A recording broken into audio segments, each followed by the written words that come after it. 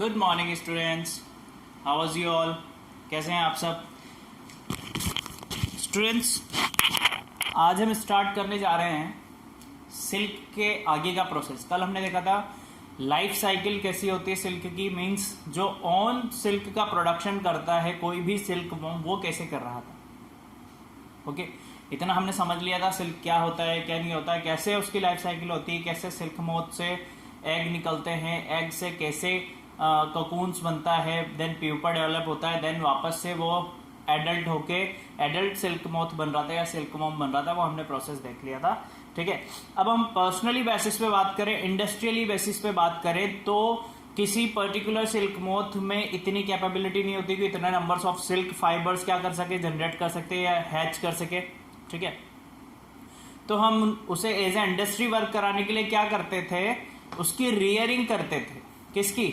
Silk moth की हम rearing करते थे, कर रहे हैं, इवन अभी भी कर रहे हैं। रियरिंग मीन्स आपको बताया था मैंने कल भी बेटा क्या होता है, पालन पोषण करना, देखभाल करना कि कैसे पर्टिकुलर किसी भी एग से सिल्क मोथ हमें मिले, उस सिल्क मोथ की हम अच्छे से रियरिंग करें और वो कैसे अच्छी क्वालिटी का सिल्क क्या करे, सिल्क फाइबर हैच करे, लेड करे अपनी कवरिंग पे। फिर हम उस कोकून्स में से सिल्क फाइबर को कैसे सेपरेट करें, ये हमें करना होता है इंडस्ट्री में। तो इंडस्ट्रियली बेसिस पे फर्स्ट प्रोसेस आपको क्या करना है, किसी भी पर्टिकुलर सिल्क मोथ की रियरिंग करनी है।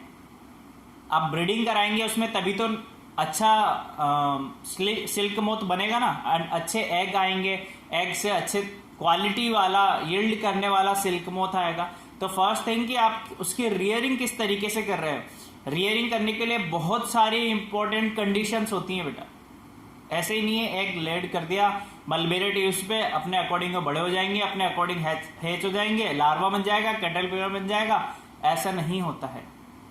उसको एक पर्टिकुलर टेम्परेचर, पर्टिकुलर कंडीशंस जो उसके लिए फेवरेबल हो उस पर रखा जाता है, देन ही प्रोसेस होता है। आज हम वही डिस्कस करने वाले हैं कि रियरिंग कैसे होता है। Okay, so are you ready? चलो स्टार्ट करते हैं क्लास आज की। Rearing of silk to obtain cocoons. किसकी रियरिंग कर रहे हैं हम? सिल्क मोथ की रियरिंग कर रहे हैं, या फिर सिल्क बनाने के लिए हम क्या कर रहे हैं, कोकून्स की रियरिंग कर रहे हैं। क्योंकि बेसिकली क्या चाहिए अपन को, कोकून ही चाहिए। अभी तो फर्स्ट स्टेज में हमें कोकून चाहिए होता है, देन हम कोकून से सिल्क फाइबर निकालते हैं। वो कैसे निकालते हैं वो भी हम आपको बताएंगे। फर्स्ट थिंग हमें क्या चाहिए, कोकून चाहिए। अब कोकून के लिए हमें रियरिंग करनी पड़ेगी किसकी? एग्स की। वो कैसे करते हैं, कहां से आते हैं, वो वन बाय वन प्रोसेस देखते हैं। ठीक है, बहुत ध्यान से देखना। नोट्स जिसने नहीं बनाए हैं बेटा, यहां से भी नोट्स बना सकते हैं इवन, क्योंकि न्यू स्टूडेंट्स जुड़ रहे हैं हमारे साथ बहुत सारे, तो उनके पास प्रीवियस वीडियो के लिंक्स भी नहीं होंगे आई थिंक, तो वो यहां से भी अपने नोट्स बना सकते हैं। इसलिए मैंने पूरा प्रॉपर वे में लिखा हुआ है, आपको कोई प्रॉब्लम नहीं होगी यहां से भी नोट्स बनाने में। ठीक है, आप वीडियो पॉज करके स्क्रीनशॉट लेके जैसे भी आप सुटेबल हो नोट्स बना सकते हैं आप। चलो स्टार्ट करते हैं, ध्यान से समझते हुए चलना। फिर भी कोई प्रॉब्लम आती है तो आप पूछिएगा कमेंट सेक्शन में मुझसे। The first step towards obtaining silk is rearing of silk worms. सबसे पहले अगर आपको सिल्क चाहिए तो आपको फर्स्ट स्टेप क्या करना होगा बेटा, रियरिंग करनी होगी। किसकी? सिल्क वर्म्स की रियरिंग। कैसे करते हैं देखो, when mulberry trees bear a fresh crop of leaves. Rearing करने के लिए सबसे इंपॉर्टेंट चीज, फर्स्ट प्रायोरिटी वाली चीज क्या है कि जो मलबेरी लीव्स आप यूज कर रहे हैं उसकी ग्रोथ के लिए वो कैसा होना चाहिए, आपके पास फ्रेश होना चाहिए, और वो लोड्स ऑफ जो एग्स का लोड है वो बियर कर सके, इतना फ्रेश क्रॉप होना चाहिए, है ना, अच्छे से उसकी कटिंग वगैरह हुई है प्रॉपर वे में। ऐसा मलबेरी लीव्स अपन को चाहिए फर्स्ट स्टेप में। ठीक है भाई, मिल गया हमें मलबेरी लीव्स। देन देखते हैं क्या होता है। The female silk moth lays hundreds of eggs at a time. कोई भी फीमेल सिल्क मोथ होती है वो एट अ टाइम यानी एक ही समय में 100 से ज्यादा अंडे देती है। क्या करती है वो? 100 से ज्यादा या 100 के समथिंग अबाउट एग्स क्या करती है, देती है किस पे, मलबेरी लीव्स पे। देन क्या होता है, the eggs of silk moth are stored carefully on paper strip. जो एग हमें मलबेरी लीव्स पे मिले उसे हम क्या करेंगे, बहुत ही केयरफुली क्या करेंगे, एक पेपर स्ट्रिप बनाएंगे, ऐसे ट्रे की तरह बना सकते हो आप, ट्रे जैसी होती है वैसी पेपर स्ट्रिप पे वो एग क्या करेंगे, रखेंगे अपन मलबेरी लीव से, वेरी केयरफुली, है ना। एक भी अंडा अगर फूट गया तो काम तमाम हो जाएगा, फूटते भी है बहुत सारे, ऐसी कोई दिक्कत नहीं है। पर हम ये चाहते हैं ना मोस्टली हमें मिले, ताकि मोस्टली सिल्क हम का प्रोडक्शन करें, सिल्क का हम प्रोडक्शन कर सके। तो जो आप क्या कर रहे हैं, फर्स्ट स्टेप में मलबेरी लीफ से अंडे को एक पेपर स्ट्रिप पे लेंगे, वो बहुत ध्यानपूर्वक लेना होता है आपको। And sold to silkworm farmers, and sold कर दो या सेंड कर दो, उन्हें बेचा जाता है या उनके पास भेजा जाता है। बेसिकली प्रोडक्शन कौन कर रहा है, फार्मर्स ही तो करेगा। उसके पास अच्छा टेम्परेचर है, उसके पास अच्छी ह्यूमिडिटी है, उसके पास अच्छी सॉइल है, तो उसे पता है कि मुझे करना क्या है, ठीक है। फर्स्ट स्टेप में मलबेरी लीव्स पे अंडे निकाले, अंडे को क्लॉथ स्ट्रिप ले लीजिए या पेपर स्ट्रिप पे क्या किया हमने, ले लिया, एंड कहाँ सोल्ड कर दिया, फार्मर्स को। कौन से फार्मर्स को, जो प्रोडक्शन का काम करता है या इसकी जो रियरिंग करने का काम करता है।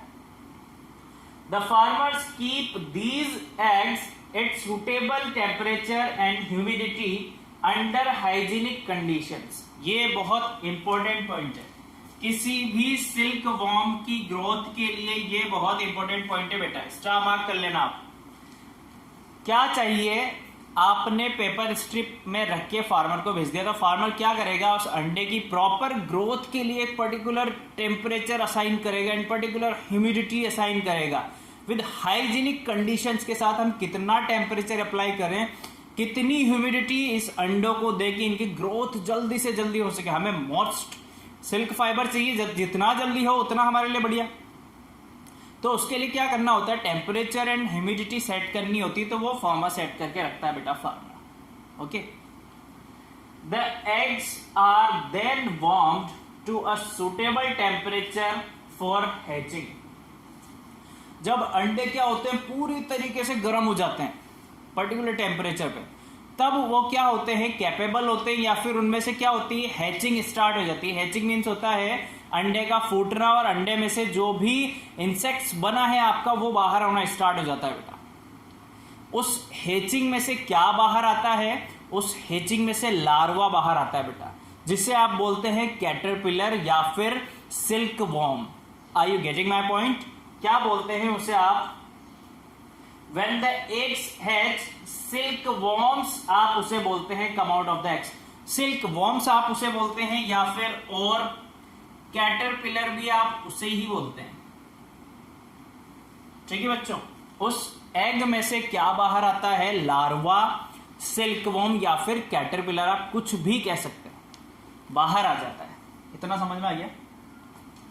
The silk worms are fed cut up mulberry leaves. कहां पर रखा जाता है, फिर उन्हें मलबेरी लीव्स पे वापस से उन्हें फीड कर दिया जाता है। The silkworm eat day and night and grow big in size.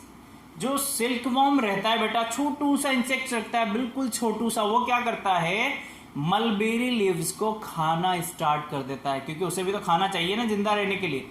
तो वो क्या करता है, धीरे धीरे धीरे धीरे धीरे छोटी छोटी छोटी छोटी छोटे से मुंह से अपने मलबेरी लीव्स को खाना स्टार्ट कर देता है।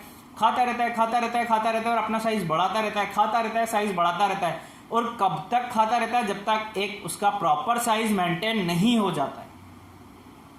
देखते हैं, after about 25 to 30 days the silkworms stop eating. कब तक बेटा, कंटिन्यूअसली छोटे छोटे से मुंह से मलबेरी लीव्स को खाता रहेगा। कब तक, 25 to 30 days, जब तक उसकी एक प्रॉपर ग्रोथ नहीं हो जाती। और जब उसकी प्रॉपर ग्रोथ हो जाती है तो वो ईटिंग स्टॉप कर देता। पेट भर गया ना भाई, अब क्यों खाएगा, पेट फट जाएगा नहीं तो, है ना। And get ready to spin cocoons. जब वो पूरी तरीके से पेट भर लेता है तो वो रेडी हो जाता है, किसके लिए, अपने चारों ओर कोकून को स्पिन करने के लिए, है ना। ऐसा कुछ होता है वो, और वो रेडी हो जाता है बेटा अपने चारों ओर कोकून्स को स्पिन करने के लिए ऐसे। आफ्टर 25 और 30 days ठीक। The silk worms climb the twigs placed near them and spin cocoon of silk fibre. क्या कर लेते हैं, वो अपने चारों ओर ट्विग्स कर लेते हैं और सिल्क फाइबर बनाना स्टार्ट कर देते हैं, कोकून्स को स्पिन करने लग जाते हैं, ठीक है।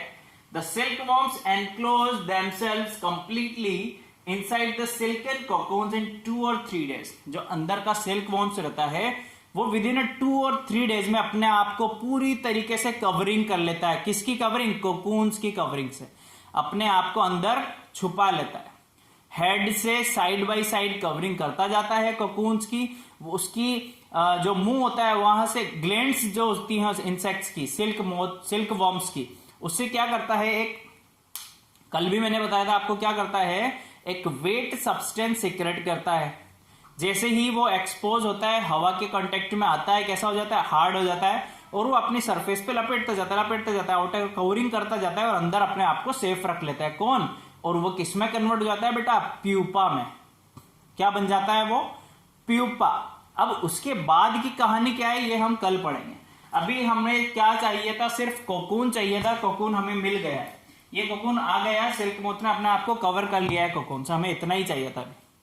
अब कल हम पढ़ेंगे कि हम कैसे एक्सट्रैक्ट कर सकते हैं इस कोकून को सिल्क मोथ में से, या जो प्यूपा है उसे कैसे खत्म करें हम, और कोकून अपन को कैसे मिले, और उस कोकून से हम कैसे सिल्क फाइबर बना सकते हैं। ओके, सो कल मिलते हैं। इसके आप प्रॉपर नोट्स बनाइए, कोई डाउट हो तो कमेंट सेक्शन में आप पूछिए बेटा। Okay, thank you, keep learning, see you tomorrow.